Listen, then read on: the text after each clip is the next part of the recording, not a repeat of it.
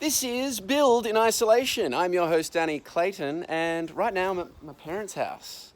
But we are keeping the dream alive because Build today has some very special guests. We have Andrew Luri and Hugo Weaving, and they're going to be talking about Hearts and Bones, a movie which is premiering today. But look at this, they're already in the chat room talking amongst themselves. Hello, Hugo. Hello, Andrew. How are you guys doing? How are you? Very well, thank you.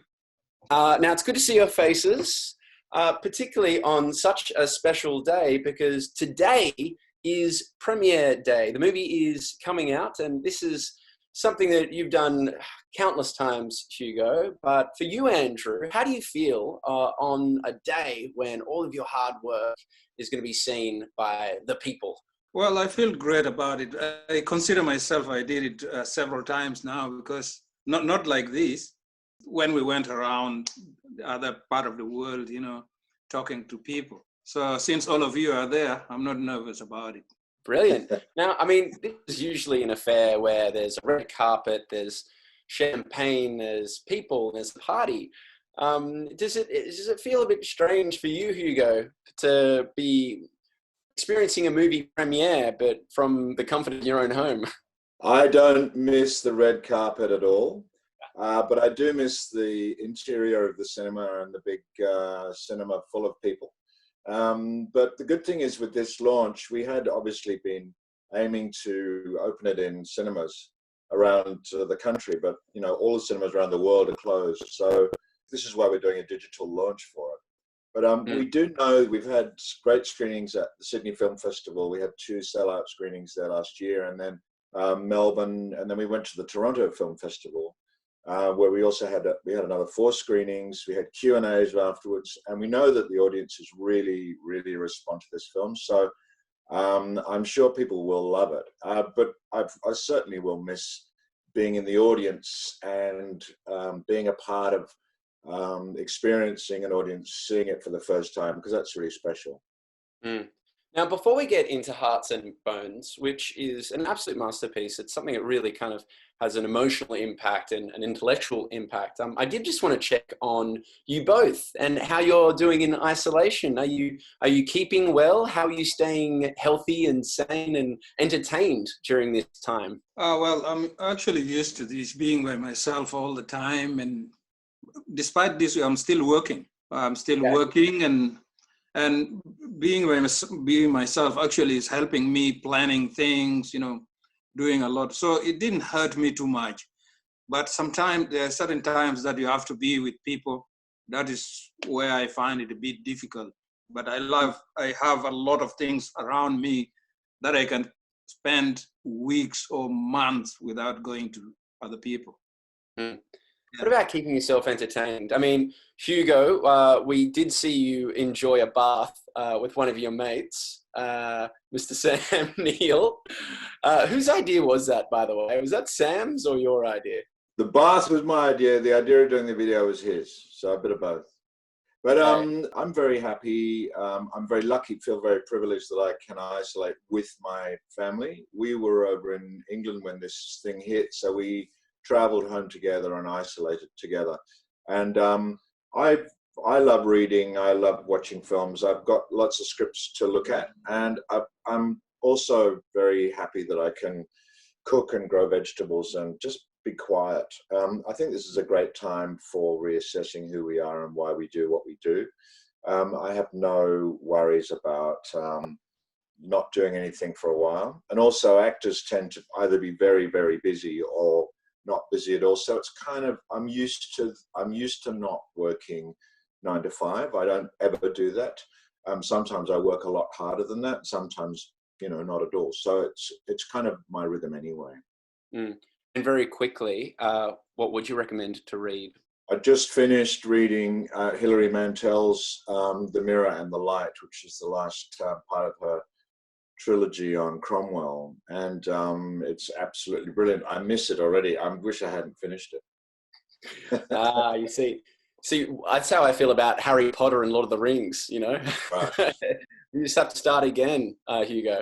Now, I want to jump straight into Hearts and Bone.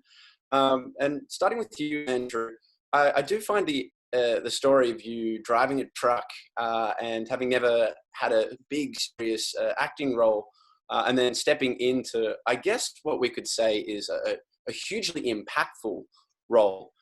So can you take us back to that moment when you decided that you would give this a crack?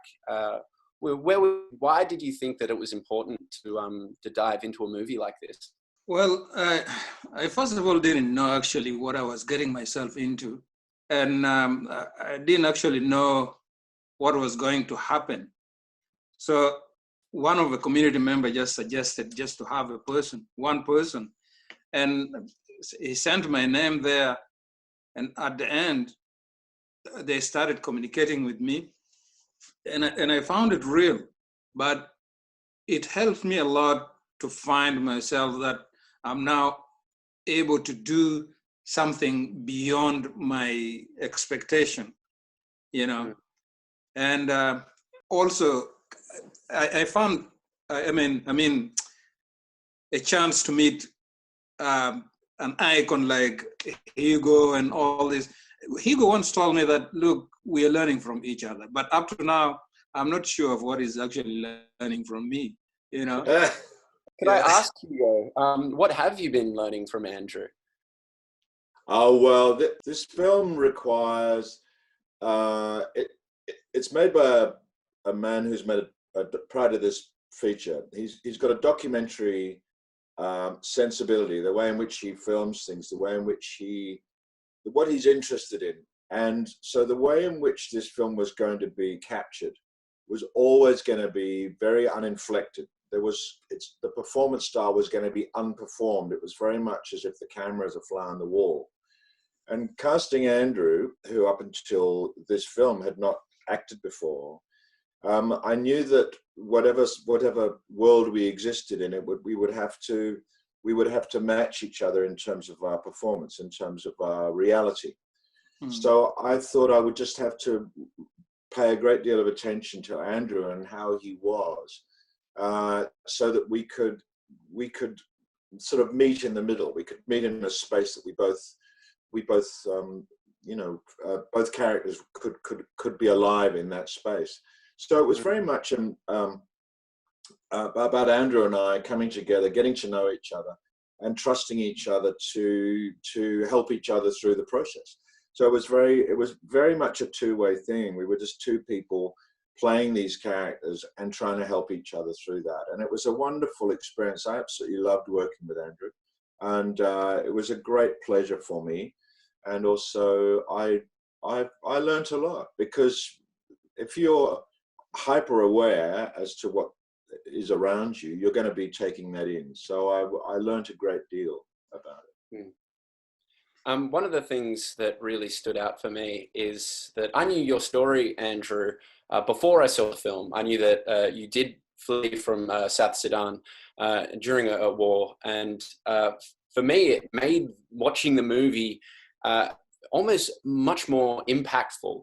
And some parts it was quite difficult to watch, just on an emotional level. So for you, what did it feel like to act in a film like this? Did it feel cathartic? Was it difficult? I mean, tell me how that experience was for you. Well, on one hand, is actually, I know I'm doing something that has happened to many people. And a lot of people who are going through these sort of things. And then your question reminded me of somebody in Toronto, the director of the festival, in which she said she watched hundreds of movies before. She never broke down in a place of work, but this film made her, to break down. Mm-hmm. And she said her father is in South Sudan in prison, so they were crying, So and then at the end of this film also, it shows how people trying to come to Australia by boat and how they're swimming, how difficulties they're going through. So this film is touching all of this, together. It has never been done like that before, but it's actually bringing all of these problems together, for other people to realize how difficult life is for others, you know. So I was actually so amazed to see that happen, and how they came up with it. And there are some of the words which were in Arabic, and I know you guys doesn't know Arabic, and Arabic is part of my the language that I used before, and they came up with difficult words.